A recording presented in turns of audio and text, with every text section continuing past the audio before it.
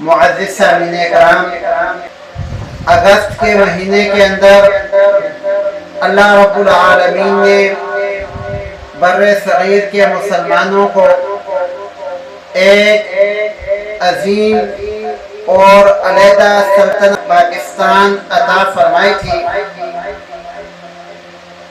14 اگست سن 1947 کو اللہ رب العالمین کا یہ عظیم احسان ہوا کہ ہمارے بڑوں کی قربانیوں اور جد و جہد کے بعد اللہ رب العالمین نے پاکستان جیسا عظیم ملک ہم سب کو نصیب فرمایا۔ پاکستان کس نظریے کے تحت وجود میں آیا؟ اللہ رب العالمین قرآن مجید میں فرماتے ہیں هو الذی خلقکم فمنکم کافر ومنکم مؤمن، وہی اللہ ہے جس نے تم کو پیدا کیا، پس تم میں سے کافر بھی ہیں اور تم میں سے مسلمان بھی ہیں۔ تو یہ دو گروہ اور انسانیت کے اندر یہ تقسیم الہ العالمین نے پیدائشی طور پر رکھی ہے کہ جب اللہ رب العالمین نے انسانوں کو پیدا فرمایا تو یہ تقسیم ساتھ فرما دی کہ تم میں سے بعض وہ ہیں جو میری ذات پر ایمان رکھیں گے اور بعض وہ ہیں جو میرے منکر رہیں گے، کافر رہیں گے۔ اللہ رب العالمین کا انعام اور احسان ہے کہ اللہ رب العالمین نے ہم کو مؤمن پیدا فرمایا ہے، ایمان والا پیدا فرمایا ہے، اور ایمان والوں کے گھروں کے اندر پیدا فرمایا ہے، ایمان والوں کی بستی کے اندر پیدا فرمایا ہے۔ تو یہی آیت جو اللہ رب العالمین نے 1400 سال پہلے تاجدار مدینہ صلی اللہ علیہ وآلہ وسلم پر نازل فرمائی تھی، یہی آیت اور اسی کا عملی ثبوت یا اسی کی عملی شکل پاکستان کے معرض وجود میں آنے کا باعث بنی، جس کو ہم اپنی زبان میں دو قومی نظریہ کہتے ہیں۔ دو قومی نظریہ کیا چیز ہے؟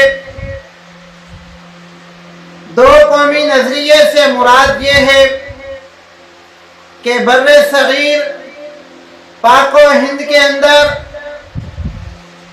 ایک قوم نہیں بلکہ دو قومیں آباد ہیں، ایک مسلمان اور دوسری ہندو۔ اگرچہ ان علاقوں کے اندر دیگر قومیں بھی آباد ہیں، سکھ بھی آباد ہیں، عیسائی بھی آباد ہیں، یہودی بھی آباد ہیں اور دیگر قوموں کے لوگ بھی موجود ہیں، لیکن کثرت ان دو قوموں کی ہی ہے کہ ایک قوم مسلمان ہے اور دوسری قوم ہندو ہے۔ تو باقی جتنی قومیں ہیں وہ ہندوؤں کے ماتحت یا ہندوؤں کے زمرے میں یا ہندوؤں والے خانے میں آ جاتی ہیں کہ ایک قوم وہ ہے جو اللہ وحدہ لا شریک کی دی ہوئی زندگی کو اللہ وحدہ لا شریک کے احکام کے مطابق گزارتی ہے، اور دوسری قوم وہ ہے جو اللہ وحدہ لا شریک کی دی ہوئی زندگی کو اللہ وحدہ لا شریک کے احکام کے مطابق نہیں گزارتی۔ اور یہی دو قومی نظریہ ہے، اور یہ حقیقت بھی ہے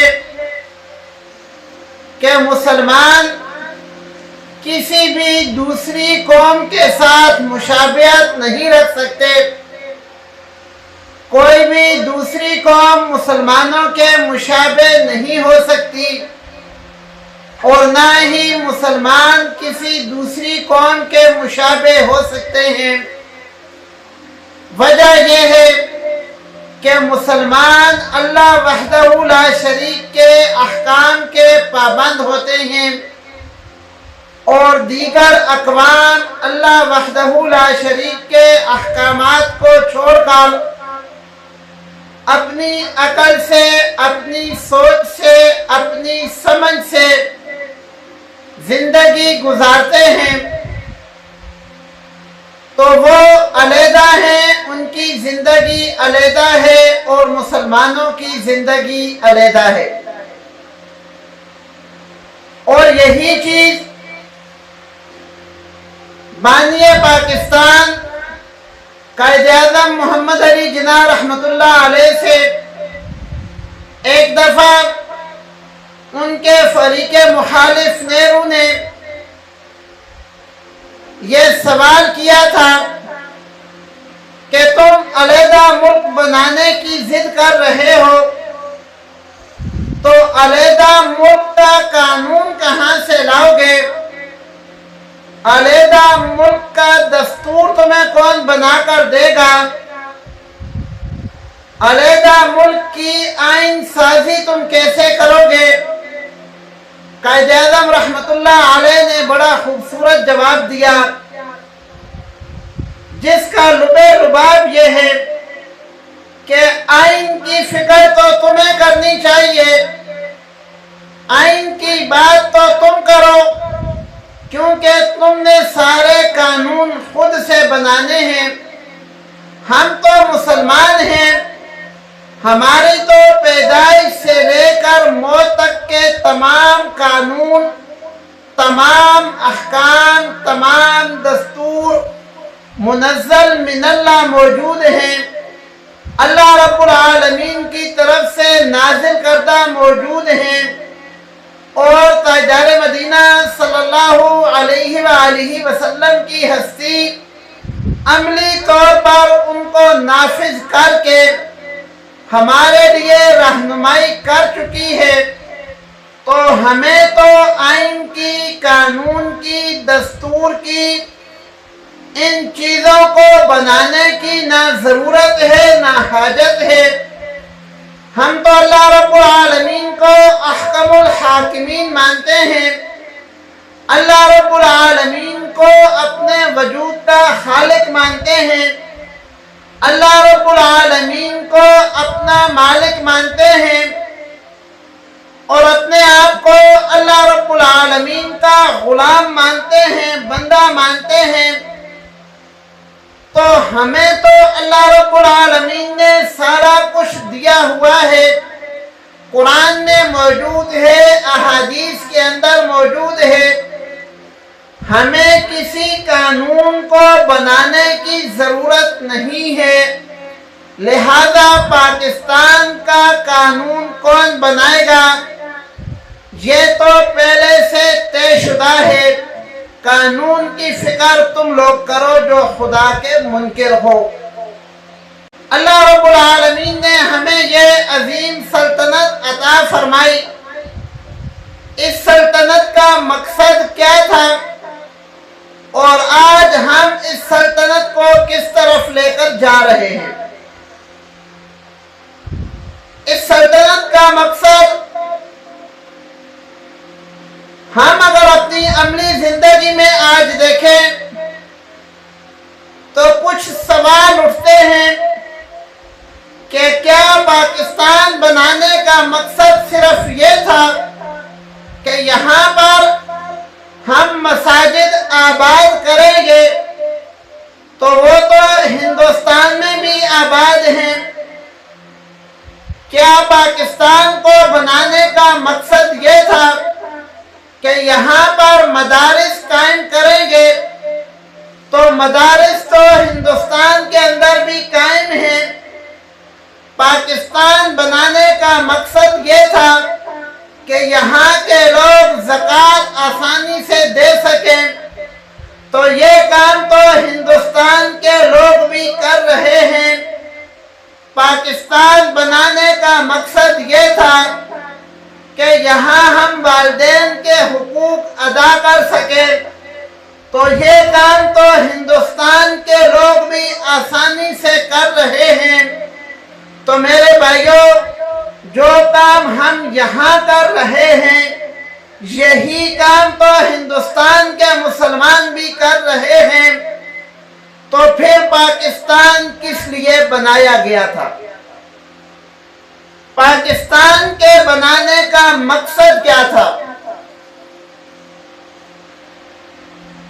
پاکستان جب بننے کے لیے تحریک شروع ہوئی تو اس وقت ایک نعرہ لگایا گیا تھا، پاکستان کا مطلب کیا؟ لا الہ الا اللہ۔ یعنی پاکستان کس مقصد کے لیے بنایا جا رہا ہے؟ تو اس کا جواب یہ ہے کہ پاکستان لا الہ الا اللہ، اللہ رب العالمین جو قانون آسمانوں سے اتار چکے ہیں ان قوانین کو عملی طور پر نافذ کرنے کے لیے پاکستان بنایا جا رہا ہے۔ اور جب پاکستان کی پہلی دستور ساز اسمبلی بنی تو انہوں نے ایک قرارداد پیش کی، اور وہ قرارداد لا الہ الا اللہ کے مفہوم اور مطلب کے عین مطابق تھی کہ پاکستان کے اندر کوئی بھی ایسا قانون نہیں بنے گا جو قرآن کے مخالف ہو، جو شریعت کے مخالف ہو، جو احادیث کے مخالف ہو، جو اسلام کی تعلیمات کے مخالف ہو۔ پاکستان کے اندر حاکمیت اللہ رب العالمین کی ہے، پاکستان کے اندر حاکم اعلیٰ اللہ رب العالمین کی ذات ہے، جیسا اللہ رب العالمین کا حکم ہوگا ویسا پاکستان کا قانون ہوگا۔ پاکستان کو بنانے کا مقصد یہ تھا، اور پاکستان بنانے والوں نے جب پاکستان کی تحریک کا آغاز کیا تو یہاں پر صرف سیاسی لوگوں نے قربانیاں نہیں دیں، یہاں پر صرف عوام کی قربانیاں نہیں ہیں، بلکہ جو انسان بھی اپنے آپ کو مسلمان کہتا تھا وہ اس محنت کے اندر لگ گیا۔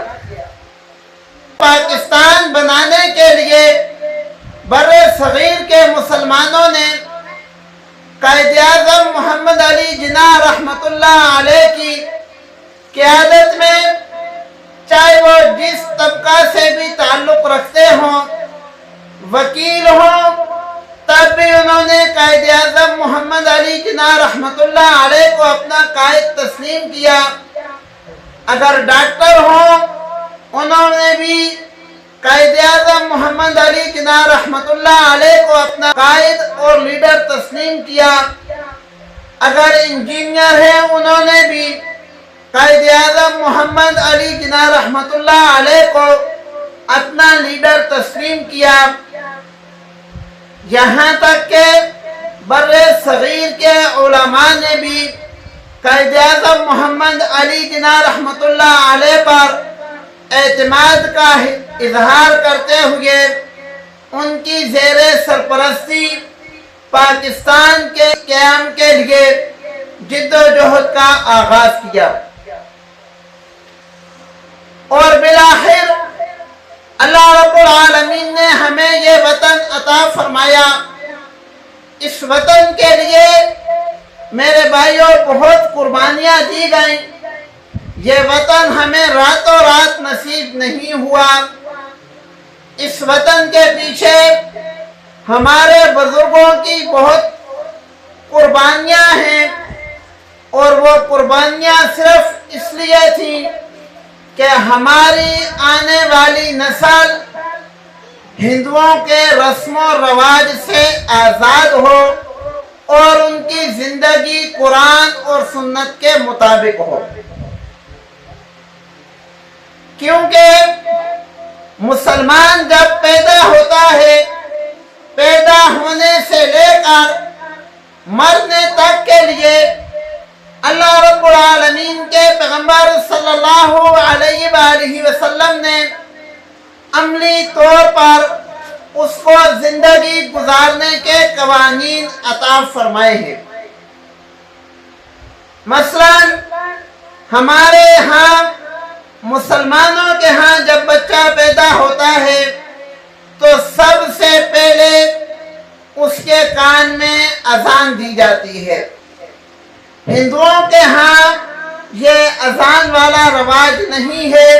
جب بچہ پیدا ہوتا ہے تو اس کو یہ نہیں بتایا جاتا کہ تیرا خالق کون ہے، تیرا مالک کون ہے۔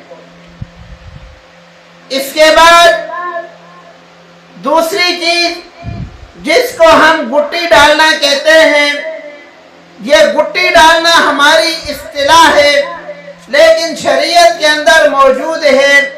ہم مسلمان کسی نیک انسان سے یہ کام کرواتے ہیں اور اس سے ہم اپنے بچوں کے اندر اپنی خواہشات چاہتے ہیں کہ ہمارا بچہ بڑا ہو کر اس طرح کا نیک انسان بنے۔ ہندوؤں کے اندر یہ چیز نہیں ہے۔ ہمارا بچہ جب بڑا ہوتا ہے، جب ہم اس کو سلانے لگتے ہیں تو سلانے کے لیے مسلمانوں کے گھروں کے اندر لوری اور سنائی جاتی ہے۔ جب مسلمان اپنے بچوں کو اور ہندو اپنے بچوں کو سلانے لگتے ہیں تو مسلمان اور الفاظ سنا کر لوری دے کر ان کو سلاتے ہیں، اور ہندوؤں کی لوری اور ہے، وہ اور طریقے سے اپنے بچوں کو سلاتے ہیں۔ مسلمانوں کا بچہ جب بڑا ہوتا ہے تو مسلمانوں کے بچوں کی پرورش علیحدہ ہوتی ہے، ہندوؤں کے بچوں کی پرورش علیحدہ ہوتی ہے۔ مسلمانوں کے بچے چھوٹے ہوتے ہیں، ان کا ختنہ کیا جاتا ہے، ہندوؤں کے اندر اس کا رواج نہیں ہے۔ مسلمانوں کا بچہ جب بڑا ہو جاتا ہے، 5-7 سال کی عمر تک پہنچ جاتا ہے، تو تاجدار مدینہ صلی اللہ علیہ وآلہ وسلم نے اس کو نماز کا پابند کرنے کے لیے، نماز کا عادی بنانے کے لیے نماز کی تعلیمات اور ترغیب کا حکم دیا ہے۔ ہندوؤں کے اندر یہ چیز نہیں ہے۔ مسلمانوں کا بچہ جب پڑھائی لکھائی کے قابل ہوتا ہے، اس کو قرآن پڑھایا جاتا ہے، ہندوؤں کے بچوں کو یہ قرآن نہیں پڑھایا جاتا۔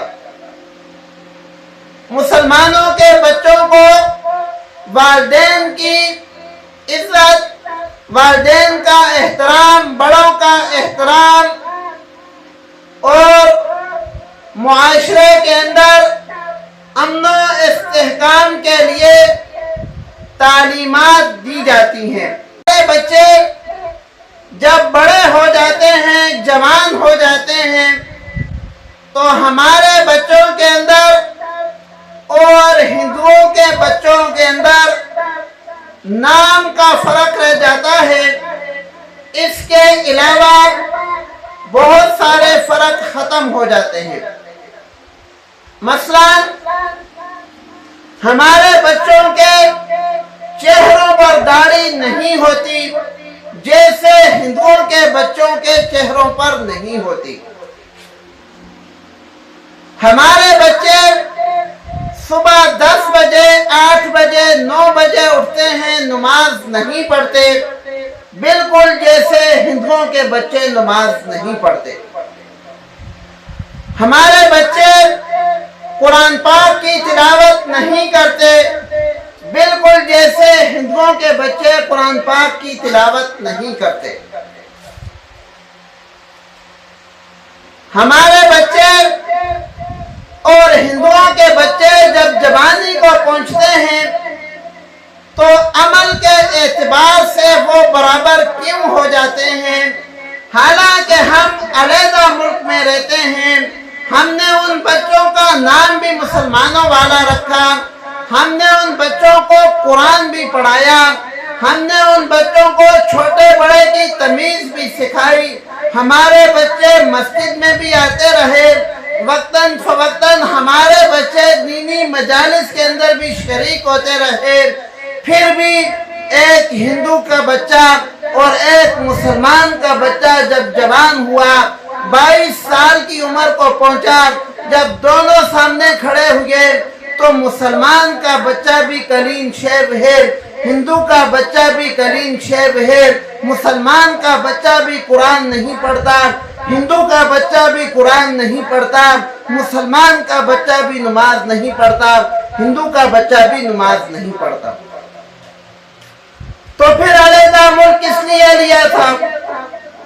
اگر ہندوؤں کی طرح ہی رہنا تھا تو ہندوؤں کے ساتھ ہی رہ لیتے، کم از کم نام کے مسلمانوں کی ایک وحدت تو برقرار رہتی، مسلمان پاکستانی اور مسلمان ہندوستانی دو گروہ تو نہ بنتے، سارے ایک جیسے مسلمان ہوتے۔ ہم نے اس وحدت کو بھی پارا پارا کیا اور اس کے بعد اپنے بچوں کو عملی طور پر دین بھی نہیں سکھایا، جس کے لیے یہ پاکستان بنایا گیا تھا۔ یہ ہمارا انفرادی طور پر بھی یہ حال ہے اور اجتماعی طور پر بھی ہم نے اپنے ملک کے اندر کوئی ایسا قانون عملی طور پر نافذ نہیں کیا جو قرآن اور سنت کے مطابق ہو۔ آئین کی کتابوں کے اندر قرآن لکھا ہوا ہے، آئین کی کتابوں کے اندر قانون قرآن اور حدیث کے مطابق ہے، عملی طور پر نہیں ہے۔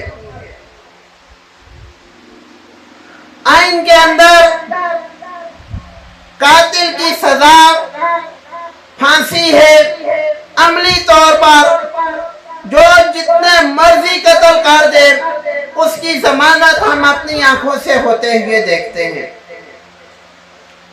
آئینی طور پر چوری کرنے والا مجرم تصور کیا جاتا ہے، ہمارے معاشرے میں جو جتنا بڑا چور ہوتا ہے اس کو اتنا اعزاز دیا جاتا ہے۔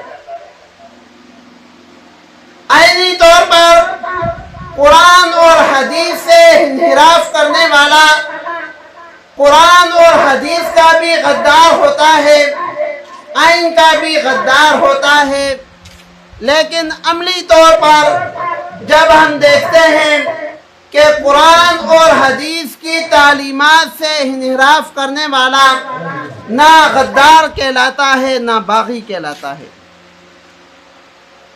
تو میرے بھائیوں،